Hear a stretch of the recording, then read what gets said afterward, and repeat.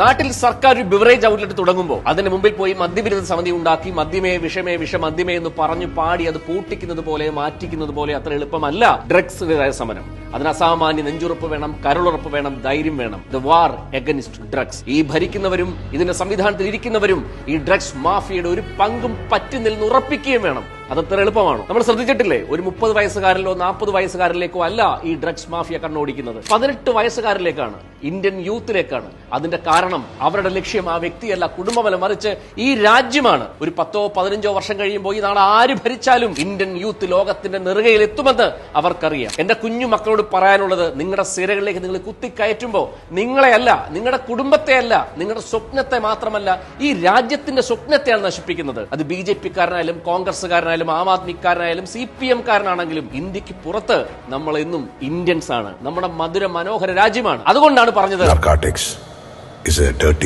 ഇപ്പോ നാട്ടിലെങ്ങും ലഹരിക്കെതിരെ ബോധവൽക്കരണ ക്ലാസുകളും പ്രതിജ്ഞകളും സമരങ്ങളും സിമ്പോസിയങ്ങളും സെമിനാറുകളുമാണ്. അതിന്റെ അപ്പുറത്തേക്ക് ഈ കുഞ്ഞുമക്കളെ ചേർത്ത് പിടിക്കുന്ന മഹനീയമായ ഒരു രത്നമുണ്ട്. പഞ്ചാബിൽ അത് ചെയ്ത് വിജയിപ്പിച്ചതാണ് മദേഴ്സ് എഗനിസ്റ്റ് ഡ്രഗ്സ്, MAD. കേരളത്തിൽ നമുക്ക് ഒരുമിച്ച് ഈ ഇനിഷ്യേറ്റീവിന് തുടക്കം കുറിക്കാം. ഞാൻ ഒരിക്കൽ കൂടി പറയുന്നു, MDMA ആണ് നമ്മുടെ കുഞ്ഞുങ്ങൾക്ക് സുപരിചിതമായ പദമെങ്കിൽ ആ പദത്തെ നമ്മൾ റീപ്ലേസ് ചെയ്യുന്നു. കേരളമൊട്ടാകെ ക്യാമ്പയിൻ അലയടിക്കട്ടെ, മദേഴ്സ് എഗനിസ്റ്റ് ഡ്രഗ്സ്, MAD.